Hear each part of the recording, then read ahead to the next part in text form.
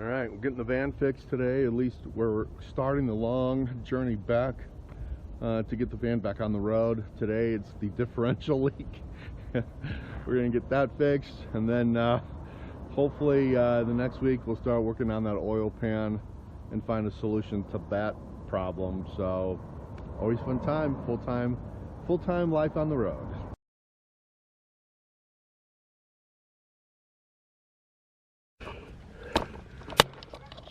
So I don't know if you can see this, but I've got a leak, and a bad leak, coming out of my oil pan. I've almost filled this whole container up with oil.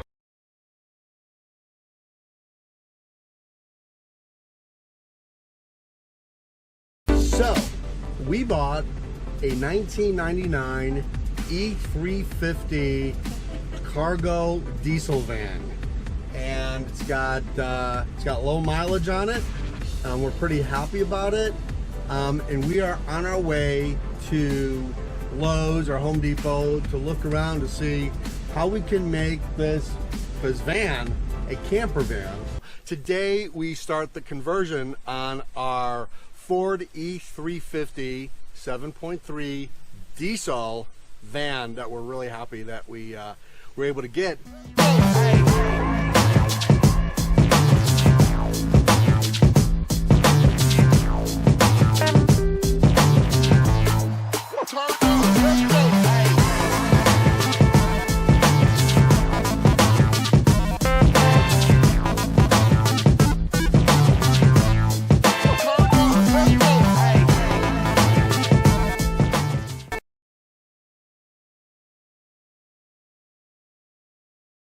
So this is the original part. The bolts broke off in here, and so I'm gonna drill these out.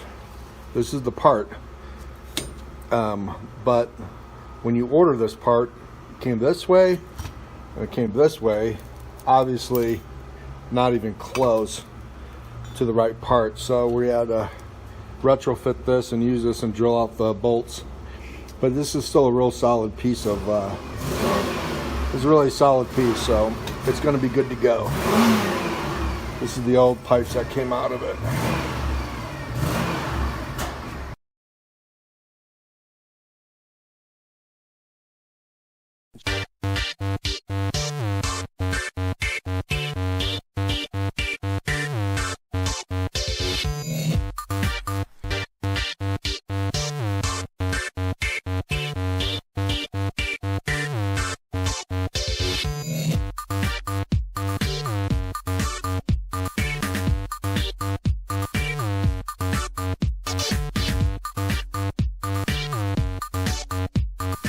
That is kind of like our van tour, backpacking van, camper van, however you want to call it, but really it's our tow vehicle for the Airstream, and that's the point.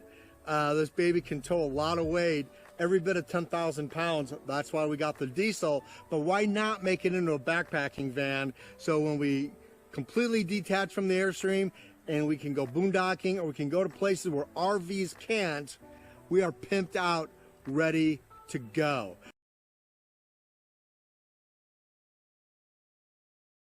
We got the engine back in. We are going to replace these pulleys.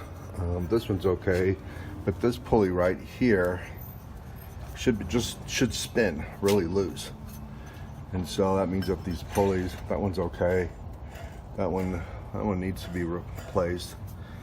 This one needs to definitely be replaced. That'll rip your belt off, and it puts a lot of wear and tear. So this is a really easy fix. We'll do that. But yeah, here's the new oil pan right here, right there.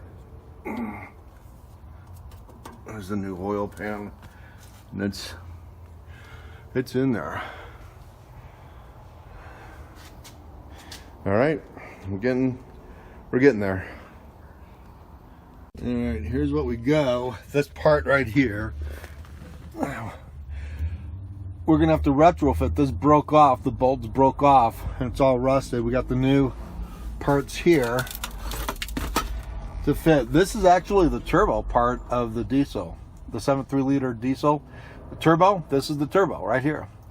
And of course you can see how it goes. This part broke off, and we're gonna try to retrofit that and fix that.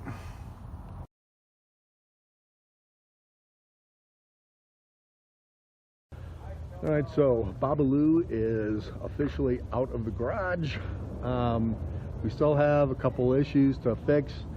The word retrofit has definitely been a common used word in this whole project to get Babalu back on the road. We're all in agreement that we will have a small caravan following the van when they start it.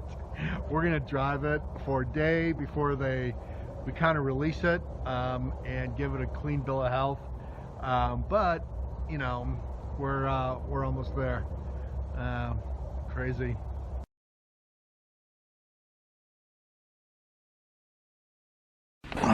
Okay, so today's kind of a big day. We're going to hopefully we're going to get the van after about 50 days of it being in the shop with a complete overhaul, engine taken out, everything. We're gonna go get it. It's been a long haul, and hopefully we can start making our way back up to Montana to go see Ariane. So yeah, let's go get the van. So I have to say, it has been kind of nice driving a newer car. Although this car I'm driving is 7 years old. Being out around in Arizona where my dad lives, my dad had another car, and if it wasn't for him having another car, I would have been stuck in that Airstream for 50 days without a vehicle. So kudos to my dad for letting me drive his car. It all worked out because, you know, he also had surgery, and I was able to drive him to the hospital and kind of take care of him and stay at his house quite a bit. Not overnight, we'd probably kill each other, but just hanging out with him. So that's kind of been a plus sign. But I think you have to look at every positive. You got to really look at, you have to keep a very positive attitude when every day you go to visit and look at your tow vehicle, and every day you see your tow vehicle completely scattered all over or at least the engine scattered all over the garage, parts everywhere. You know, I talk a lot about, you know, going through your fear a lot on the road and embracing it. We did a whole podcast on, you know, how to face your fear or tips to overcome your fear. But I will say, you know, when you see your tow vehicle engine completely spread out all over the garage, it's a little scary. So anyway, we're gonna pick up my dad, and we're gonna pick up the van and see what the is. I think we're looking at a bill around $3,000. Most of that's going to be labor. But the one thing I didn't really appreciate these guys doing is, you know, once they took the engine apart, they tried putting it back together. Of course, the parts broke. Of course, old parts, the nuts and the bolts are rusted. So, you know, you had to reorder new parts. And they didn't really stay in touch with me about that. So we'll see a complete inventory of all the new parts that, you know, we're going to get with the van. But, yeah, here we go.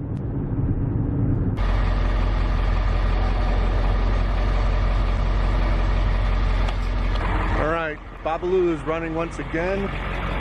The total cost was $3,100, which probably is about what we all expected it to be. So anyway, I'm going to drive it and get to know the van again.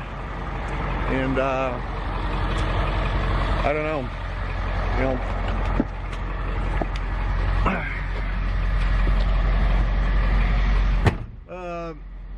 yeah, I don't know. Here I am. I'm in the van. It's running.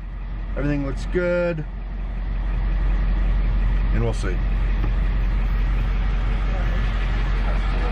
All right, thanks.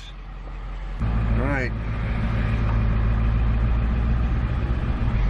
I think the weird part of it is just getting to know the van again.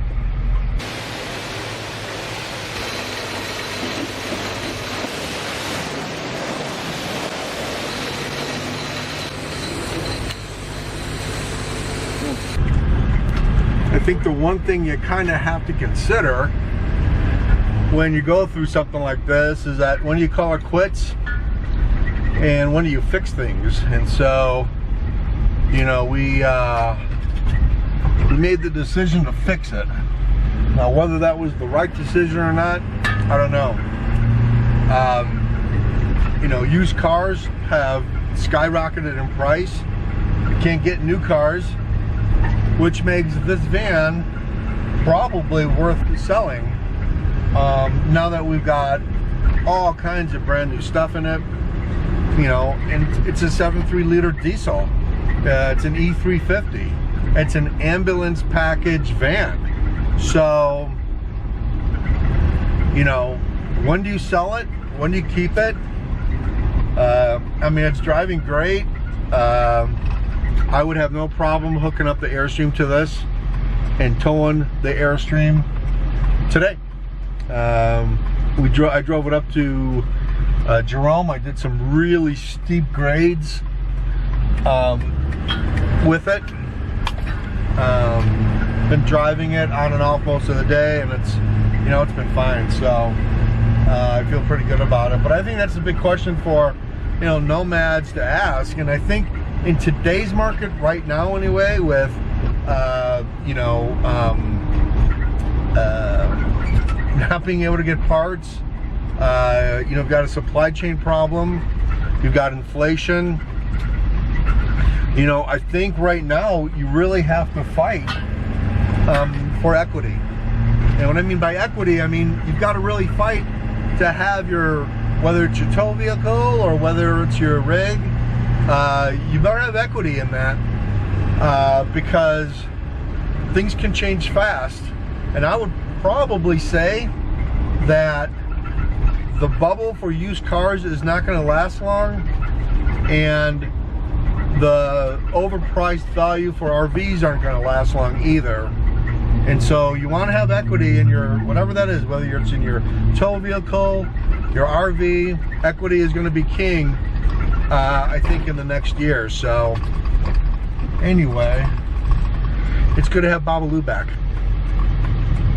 So at the end of the day, Babalu is back. It was a 50-day ordeal, but I think at the end you got to ask yourself some tough questions in 2022. If your tow vehicle breaks down, or if you're in the market for a new car, used car, new rig, there's some tough financial decisions that I think you have to make. So anyway, I'm pretty excited. This van and us have had a lot of experiences together. We've done the Schaefer Trail.